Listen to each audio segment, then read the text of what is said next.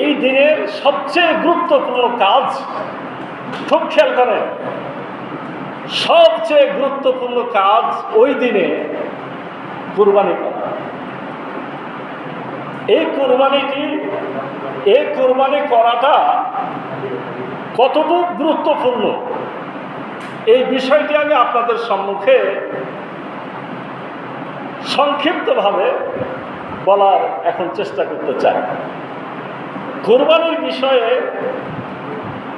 প্রথম যে কথা সেটা হলো সূরা হজে কুরবানির বিধান কি আল্লাহর দেওয়া না রসুলের দেওয়া? আল্লাহর দেওয়া। দুনিয়াতে যত মূল কাজ আছে, মৌলিক কাজ, ফরজ কাজ, এগুলো সব কোথায় আছে? কোরআনে আছে, মানে আল্লাহ বলেছে। আল্লাহ রসুল সেগুলো কিভাবে বাস্তবায়ন করতে হবে সেটা দেখিয়ে দিয়েছে, কিন্তু নির্দেশ কার? নির্দেশ আল্লাহ। আসেন কুরবানির ব্যাপারে রব্বুল আলামিন কি কি বলেছেন আগে জানি, এরপর আল্লাহ রসুল হযরত মুহাম্মদ সাল্লাল্লাহু আলাইহি ওয়াসাল্লাম কি বলেছেন সেগুলো একটু জানার চেষ্টা করি।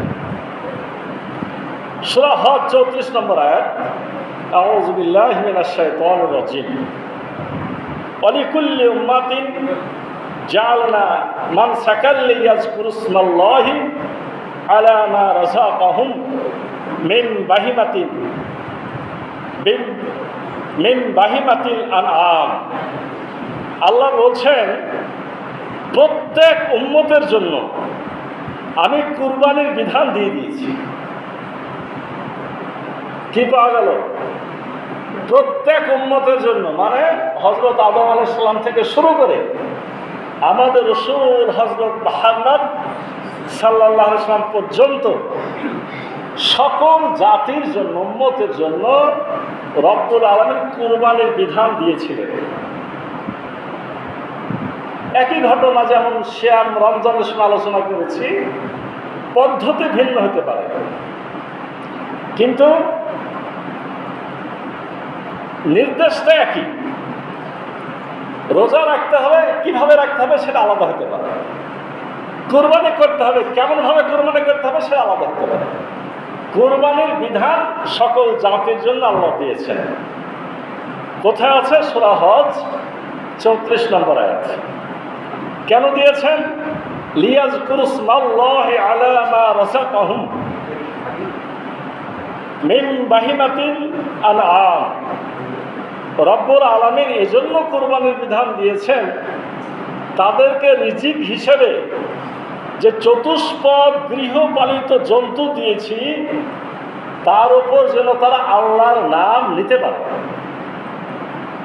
দুটা কথা, বাহিমা মানে চতুষ্পদ জন্তু, আর আলাম মানে গৃহপালিত, যেটা ঘরে পালন করা হয়, এটা আনাম। আর বাহিমা মানে চতুষ্পদ, চার পা। এখন যদি মনে করেন খাসিরও গোস্ত 12 কেজি, আর ওই কি যেন এখন মুরগ পাওয়া যাচ্ছে ওইটাও 12 কেজি, তাহলে খাসিও গৃহপালিত, ওটাও ঘরে পালিত, তাহলে কি আপনি ওই 12 কেজির মুরগ জবাই করলে কুরবানি হবে? কেন হবে না? এখানে বলা হয়েছে চতুষ্পদ, 4 পাওয়ালা, 4 পাওয়ালা চতুষ্পদ জন্তু, গৃহপালিত চতুষ্পদ জন্তু। এজন্য গরু, ছাগল, উট, ভেড়া, খাসি, দুম্বা, এগুলো সবার কয় পা? 4 পা। আল্লাহ বলছেন প্রত্যেক জাতির জন্য আমি কুরবানির বিধান দিয়ে দিয়েছি, যাতে করে তারা চতুষ্পদ গৃহপালিত জন্তুর উপরে আল্লাহর নাম নিতে পারে।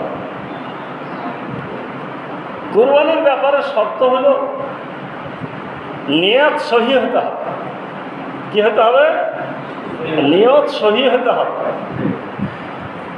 হাবিল কাবিল দুজনেই কুরবানি দিয়েছিল। হাবিলেরটা কবুল হয়েছে, কাবিলেরটা কবুল হয়নি। হাবিল বাড়িতে লালিত পালিত আদরের দুম্বা কুরবানি দিয়েছে, আর কাবিল কি করেছে? কোনো রকম দিতে হবে তাই গম জব ভুট্টা এরকম কিছু নিয়ে যা হাজির করেছে। আসমান থেকে, আগেকার বিধান কি ছিল, আসমান থেকে আগুন আসতো, আগুন এসে জাতটাকে নিয়ে চলে যেত, ওটা কবুল। হাবিলেরটা চলে গেল আর কাবিলেরটা থেকে গেল। হাবিলের নিয়াত সহি ছিল, চলে গেল। কাবিলের নিয়াতে ত্রুটি ছিল, গেল না। ওই বিধানটা যদি এখনো থেকে যেত, কি হতো? কুরবানি তো আমরা সহজে হয়তো দিতেই না, যদি হারায় যাবে, খাওয়ারই বুদ্ধি নাই, আল্লাহ জানে ইমানের পরীক্ষা কেমন হইতো। এরপরেও কুরবানি দেওয়ার পরে আবার কি ঘটতো, যদি কুরবানির পরে আকাশে যাওয়ার বিধান থাকতো, আমাদের মনে হয় একটাও যাইতো না, আল্লাহ মাফ করবে। কারণ নিয়ত পরিশুদ্ধ কি পরিশুদ্ধ না, তখন সে কত বড় হাজি গাজি মৌলবি মুন্সি, আল্লাহর কাছে কে প্রিয় আর কে অপ্রিয় সেটা সব ফাঁস হয়ে যেত। রব্বুল আলামিন এগুলো আমাদের ঢেকে দিয়েছে। রব্বুল আলামিন এই বিষয়ে সূরা হজের 37 নম্বর আয়াতে বলছেন, লা ইয়ানালাল্লাহা লুহুমুহা ওয়ালা দিমাউহা ওয়ালাকিন ইয়ানালাহুত তাকওয়া মিনকুম।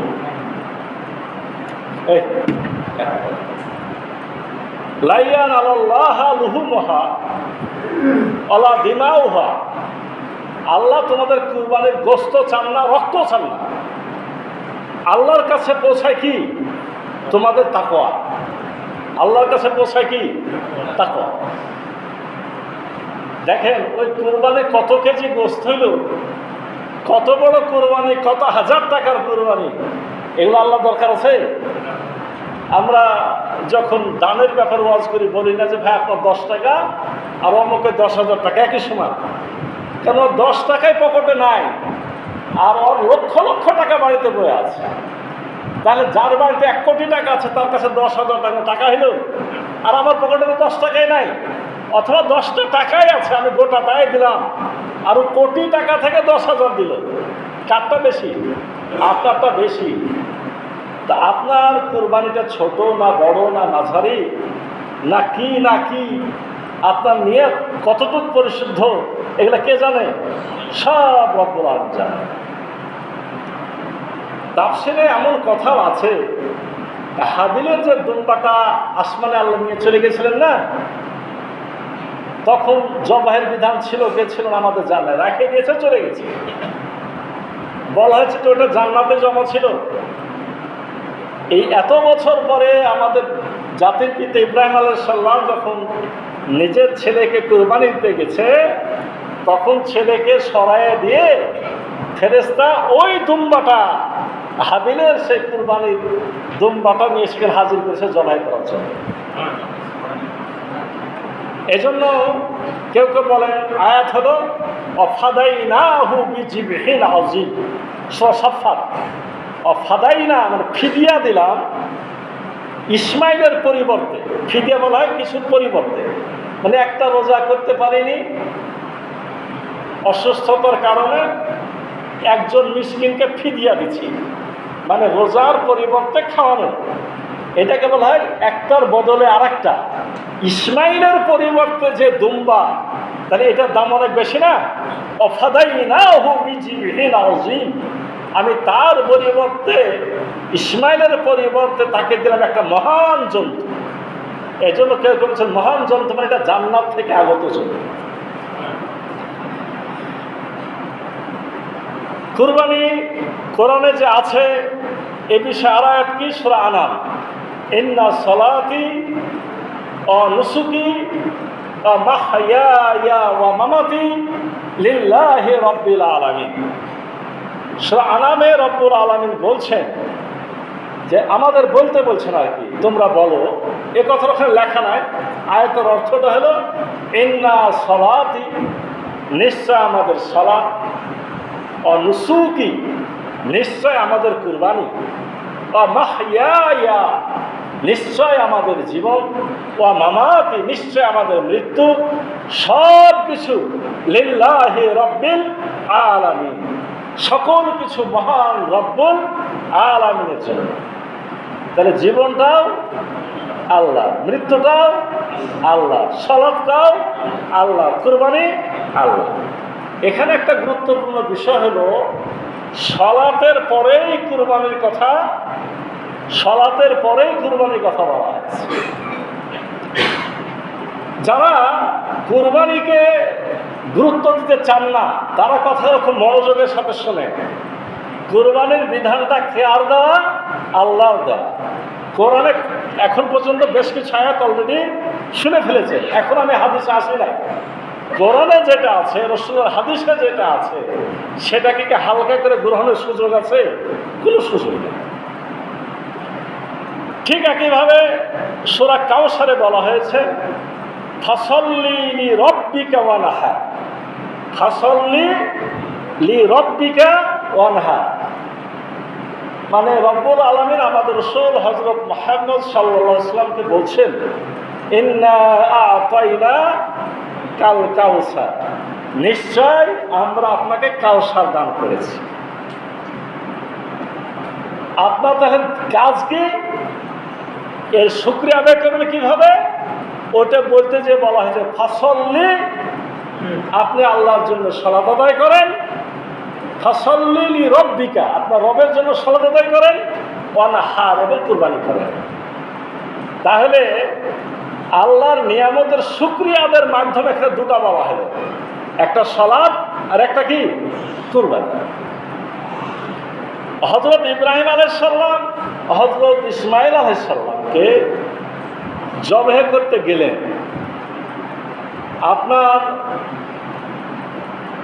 আপনার জবাহ করার আগেই রব্বুল আলামিন কুরবানি কবুল করেছিলেন। জবাহ করার আগে কুরবানি যে তিনি কবুল করেছিলেন, এই কথাটা কোথায় লেখা আছে?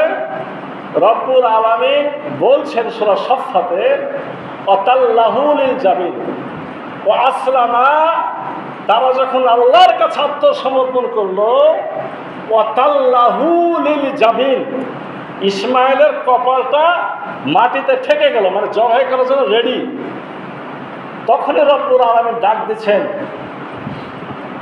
হে ইব্রাহিম, অনাদাইনাহু আইয়া ইব্রাহিম, আল্লাহ ডাকছেন হে ইব্রাহিম কদ সাদ্দাকতা রুইয়া, নিশ্চয় আপনি আপনার স্বপ্নকে সত্যে পরিণত করেছেন।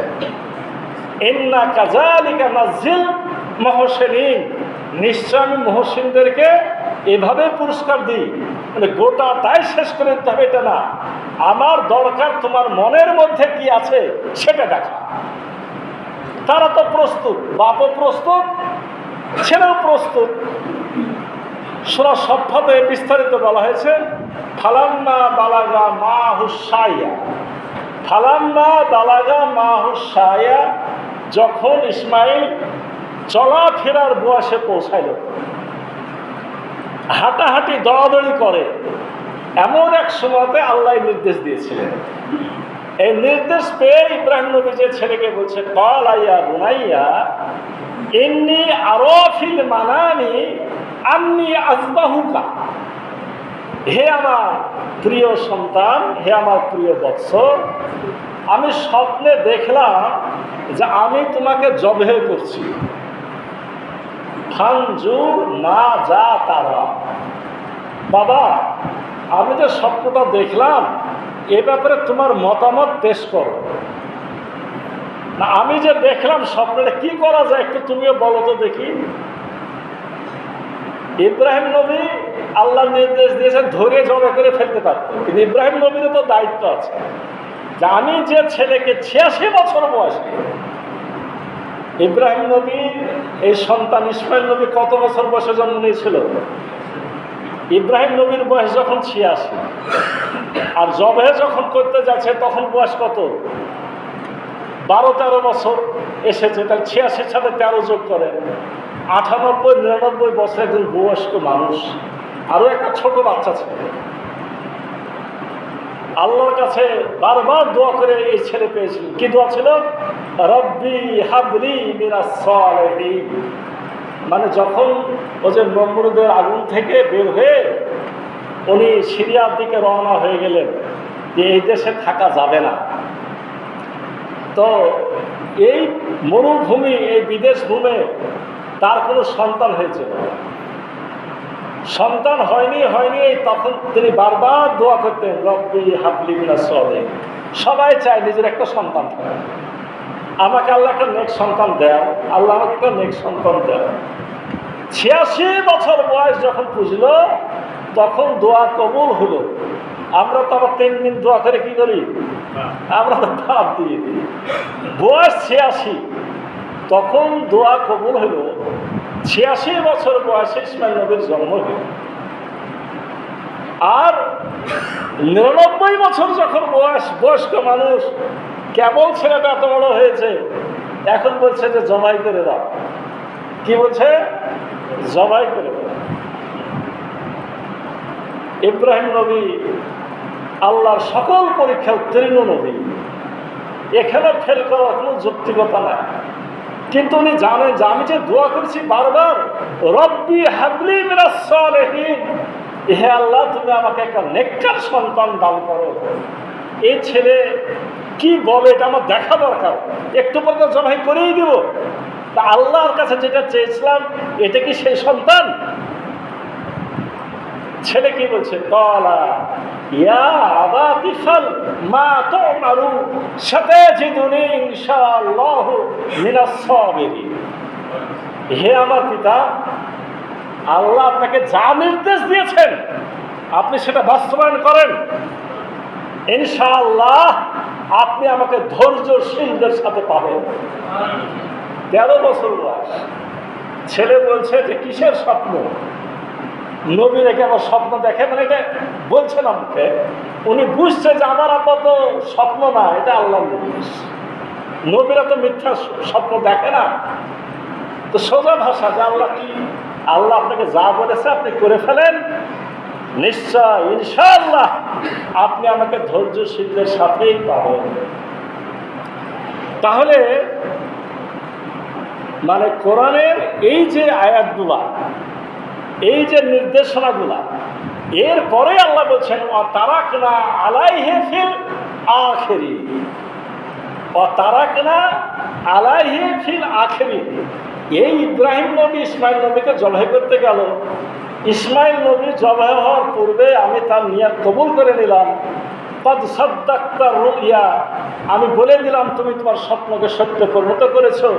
ইসমাইল নবীকে সরাই দিয়ে একটা দুম্বা দিলাম বা মহান যন্ত্র দিলাম, এটাকে জবাই করলো। এত বড় একটা গুরুত্বপূর্ণ ইতিহাস আল্লাহ চাইলেন কিয়ামত পর্যন্ত মানুষেরা এটা স্মরণ করতে থাকুক। আর এটা স্মরণীয় রাখার বিধান হিসেবে এই কুরবানির বিধানটা চালু হয়ে গেল। তাহলে কি এই বিধানটা বাস্তবায়ন করাটা এটা কিন্তু ছেলে খেলানোর বিষয় না, একটা অতীব গুরুত্বপূর্ণ বিষয়। সম্মানিত মুসলিয়ানে কেরাম, আসেন এবার কিছু হাদিস বলি। আপনারা অনেকে আমলটা করেছেন কিনা, নির্দেশনা আপনারা পেয়েছেন কিনা। আল্লাহ রাসূলের একটা হাদিস হলো যে যারা কুরবানি দেওয়ার নিয়ত করে, যারা কুরবানি দেওয়ার নিয়ত করে, তারা চাঁদ ওঠা থেকে কুরবানি পর্যন্ত, কুরবানি পশু জবাই করার আগ পর্যন্ত যেন তাদের চুল, গোফ, নখ এগুলা না কাটে। তাহলে যে নিয়ত করলো তাকে এটা বলা হলো, মানে তুমি একটা বড় কাজ করবে না, আগে কুরবানি করো, তারপরে এই ছোটখাটো কাটাকাটির কাজগুলা করবে।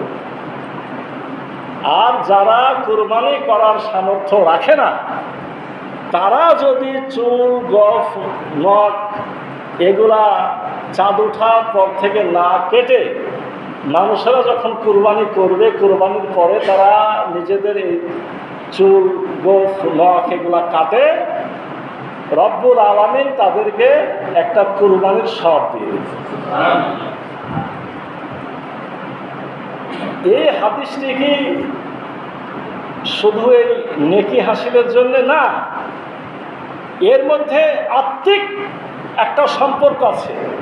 যে আমি কুরবানি করতে পারছি না, আল্লাহ তুমি দেখছো, আমার নিয়ত আছে কুরবানি কেন, আমি পারি নাই, আমি চুল দাড়ি গোফ নখ যেগুলো কাটার মতো মানে অতিরিক্ত, এগুলো আমি কুরবানির দিন ওই নিয়তে কাটছি, আল্লাহ আমি নেকি থেকে মাহরুম হতে চাই না। তাহলে সামর্থ্য থাকলে কোরবানি দিবেন, চুল গোফ নখ কাটবেন না। আবার সামর্থ্য নাই, তাও এই আমলটা করবেন আল্লাহর কাছ থেকে নেকি হাসিলের নিয়তে। তার মানে এখান থেকেও বোঝা গেল যে কুরবানির গুরুত্বটা আসলে কত।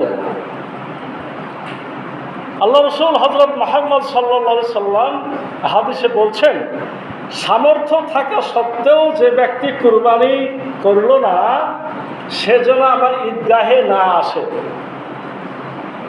একটু আগে বলেছিলাম যে নিয়ত যদি খারাপ হয়, কুরবানি কবুল না হয়, আর আসমানে যদি কুরবানিগুলো তুলে নেওয়ার পদ্ধতি থাকতো, আমরা ধরা খেয়ে যেতাম।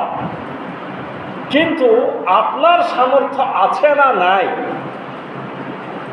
আপনি যদি বলেন যে আমার সামর্থ্য নাই, আপনি যত যুক্তি দিতে পারবেন, আমি ওই যুক্তিকে ভাঙতে পারব না, কারণ আপনি তো গোপন করছেন। আপনার অবস্থা আপনাকে যাচাই করতে হবে। রসুল বলছেন, যে ব্যক্তি কুরবানির সামর্থ্য আছে, কুরবানি দিল না, সেজন্য আমার ঈদগাহে না আসে। হাদিসটিকে দুর্বল ভাবেন না, হাদিসটি আছে মুস্তাদরাকে হাকিম, মুসনাদে আহমদ, সহিহ তারগিব ওয়াত তাহরিব। ইমাম নববী এটাকে বলছেন সহিহ হাদিস, তারগিব ওয়াত তাহরিব বলছে সহিহ হাদিস। প্রায় সকলেই সহিহ হাদিস বলেছেন, শুধুমাত্র বর্তমান যুগের মুহাদ্দিস নাসিরউদ্দিন আলবানী উনি বলেছেন হাসান। হাসান মানে উত্তম, আর সহি মানে নির্ভুল। তাহলে কেউ বলেছেন সহি, কেউ বলছেন নির্ভুল, কেউ বলছেন উত্তম, আর কেউ বলছেন নির্ভুল। তো এরকম হাদিস এটাকে ফেলে দিবেন? তাহলে আপনারা এই কাজটা করেন না, মাঠে লোক কমে যাবে। কুরবানিটার সামর্থ্য আছে, কুরবানি দেননি, মাঠে আসতে পারবেন না। কে বলেছেন? রসুল বলেছেন। তাহলে এখন কি করতে হবে? মাঠেও যেহেতু আসতে হবে, কুরবানির সামর্থ্য থাকলে এখনো সময় আছে, কুরবানির ব্যবস্থা করে আসতে হবে। এই যে আমরা 10 দিন জিলহজ মাসের চাঁদ ওঠা থেকে আপনার কুরবানির দিন, তাহলে জিলহজ মাসের 1 থেকে 10 তারিখ, এই 10 দিনকে কি বলা হয়েছে জানেন? কোন কোন হাদিসে বলা হয়েছে রমজান মাসের থেকে উত্তম দিন। এই 10 দিনের আমলকে বলা হয়েছে দুনিয়ার সকল দিনের থেকে শ্রেষ্ঠ আমল। সূরা ফজরে বলা হয়েছে ওয়াল ফাজরে ওয়া লায়ালিন আসর, ফজরের কসম, 10 রাতের কসম। এই 10 রাত বলতে বেশিরভাগ মতই হলো এটা হলো জিলহজ মাসের 10 দিন, কারণ এই দিনে প্রচুর আমল করা হয়। এবং এই দিনে যে আরাফার দিন আছে, আরাফার দিনে আল্লাহ রাব্বুল আলামিন যত বেশি মানুষের গুনাহ মাফ করেন, এই গোটা বছরের মধ্যে আর কোনোদিন এত মানুষের গুনাহ মাফ করেন না। আরাফার দিনের গুনাহ মাফি দেখে বলা হচ্ছে যে শয়তান চুল ছিঁড়তে ছিঁড়তে দৌড়াদৌড়ি লাফালাফি করে যে আমার সব চেষ্টা ব্যর্থ হয়ে গেল। এই জন্য হাজী সাহেবগণ আরাফার দিনে রোজা রাখবে, আরাফার দিনে আরাফার মাঠে হজে হাজির হবে। ওদিনকে আমাদের করণীয় কি বলা হয়েছে? ওদিন আমাদের করণীয় হলো যে আমাদেরকে সিয়াম রাখতে হবে। এই সিয়াম রাখলে কি হবে? আল্লাহ রাসূলের হাদিস যে আমি আশা করি যারা আরাফার দিনে রোজা রাখবে তাদের পূর্বের এবং পরের, মানে আগের 1 বছর পরেরও 1 বছরের গুনাহ মাফ হয়ে যাবে। এটা কবে? আরাফার দিন। আরাফার দিন কবে? আপনারা টিভি রেডিওতে ঘোষণা শুনবেন যে আগামীকাল আরাফা, ওদিনকে তারিখের সাথে কোনো সাথ নাই। আরাফার দিন যেদিন সেদিন। আমি কথাটা কেন বললাম? তাহলে এটা হলো 9 তারিখ হলো আরাফা, ওখানকার 9 তারিখ, আমাদের দেশে 8 তারিখও হতে পারে, কারণ আরাফার দিনটা ওদের দেশে আগের দিন হয়ে যায়। আমি বলতে চাচ্ছি অন্য আর একটা গুরুত্বপূর্ণ কথা।